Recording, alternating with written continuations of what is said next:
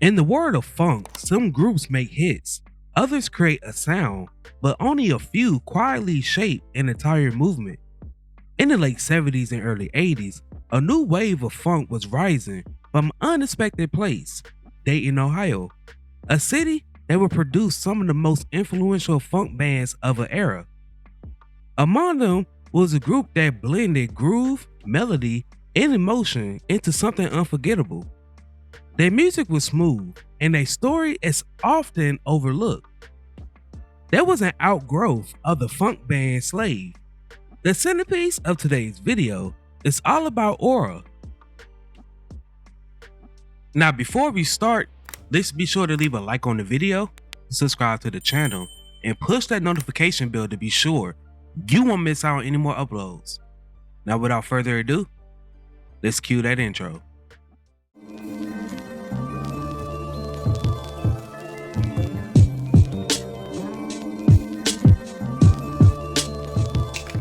To understand Aurra, you have to understand Dayton. During the 70s and 80s, Dayton became the hotspot for funk music. Bands like Slave helped define the city sound. This movement would come to influence artists across the country, and from within that movement, Aurra would emerge. In 1979, Aurra was founded by former Slave members Steve Washington, Kirk Jones, Starlita Young, and Thomas Lockett. They wanted to create something different, something that blended funk with more melodic. They was going for a more R&B driven sound. The group combined groove with smooth vocals and catchy songwriting. Aurra quickly found a footing in the music industry. Their sound stood out. It wasn't just funk, it had elements of soul, pop, and early dance music. By the time they released their first album, the lineup also included Charles Carter and Buddy Hankinson. Aurra initially signed with Dream Records, but Washington helped Aurra sign a contract with South Soul. Their debut album peaked at 128 on the Billboard 200 chart and number 16 on the R&B charts. This album featured the singles When I Come Home, that peaked number 50 on the dance charts,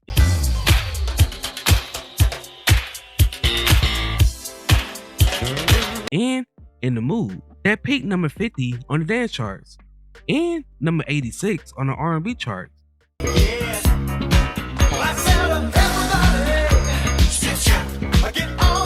From 1981 to 1983, the group released an album every year, including Sing Your Love, that peaked 103 on the Billboard 200 charts and number 22 on the R&B chart.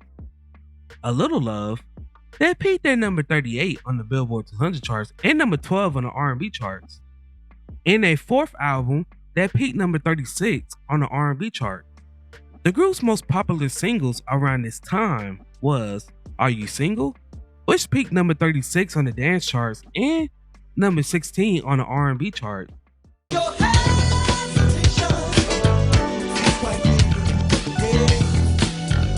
Make Up Your Mind, that peaked number 71 on the pop charts, number 35 on the dance charts, and number 6 on the R&B chart.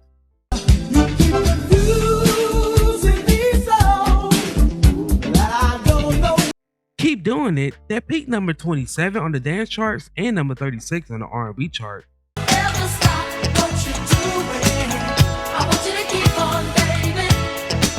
Checking You Out, that peaked number 47 on the dance charts and number 64 on the R&B chart.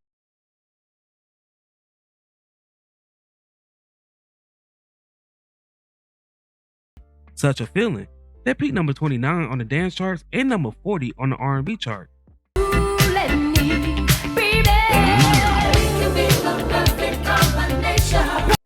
These songs helped define the group's identity and helped them build a loyal fan base. The group's biggest moment came with the release of Checking You Out. The song became a hit and solidified a place in funk and the R&B world. The song was smooth, catchy, and perfectly captured the vibe of the early 80s. For many fans, this song became the group's signature song. What made Aurra unique was their balance. They wasn't as raw as some funk bands, and they wasn't as polished as mainstream pop acts. They existed in between, creating a sound that was both accessible and deeply rooted in funk. Their music was about rhythm, but also about the feeling. As the 80s progressed, the music industry began to shift. New sounds emerged, like electronic music, hip-hop, and the evolving R&B style. For many groups like Aurra, staying relevant became more challenging. Despite their talent, they faced some of the same struggles that many bands did during this era.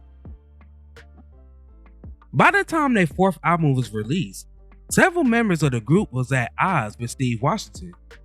Legal issues with Washington over the name Aurra led to the duo of Jones and Young breaking away and beginning to record under a new name, Deja. And that was the last that anyone would hear the name Aurra. Worried of other legal hassles, Young and Jones continued to operate under the name Deja. Their sound evolved, they incorporated more R&B elements. This transition marked a new chapter in their musical journey. But the legacy of Aurra remained. In 1987, the duo released a debut album on Virgin Records, titled Serious. This album peaked at 186 on the Billboard 200 charts and number 27 on the R&B chart. The album had 3 hit singles, with You and Me Tonight, that peaked number 54 on the pop charts and number 2 on the R&B charts, also peaking number 20 on the dance charts. Life. Look, all I wanted to do is just explain. No, wait a minute. Before you left the last time, you never. That's Where You'll Find Me, that peaked number 17 on the R&B charts. Oh, baby, that's where you find me, right by your side. And Serious, that peaked number 75 on the UK chart.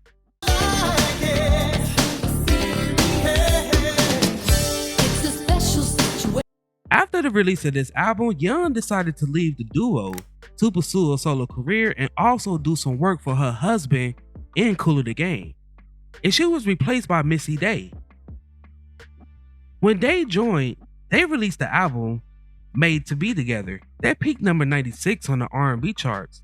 This album had 2 hit singles, with the Teddy Riley produced title track becoming a minor R&B hit, peaking number 23 on the R&B charts.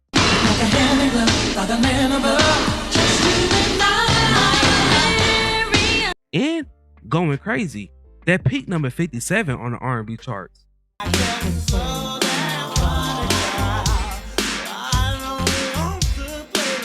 Today, Aurra is remembered as an important part of the Dayton funk scene. Their music continues to be appreciated by fans of classic funk and R&B. Their songs are still being played, sampled, and rediscovered by new generations. They may not always be the first name mentioned, but their influence is undeniable. Aurra's story is one of creativity, transition, and lasting impact. They helped shape a sound that defined an era. And even today, that groove still lives on. Because in funk music, the rhythm never really fades. It just finds new ways to be heard. Now, before we go, I have a few questions for you all. What is your favorite song by Aurra? Also, what is your favorite funk group from Dayton, Ohio? Before I go, I want to take a second to promote my Discord. Over here, I provide a safe space for my supporters. We discuss music of all genres. You can provide me feedback on recent uploads, etc. If that interests you, then go ahead and check me out. The link is in my bio. While I have y'all here, if you would like to support the channel further, then feel free to become a member. By doing so, you help make these videos possible. I thank each and every one of you who supported me along this journey.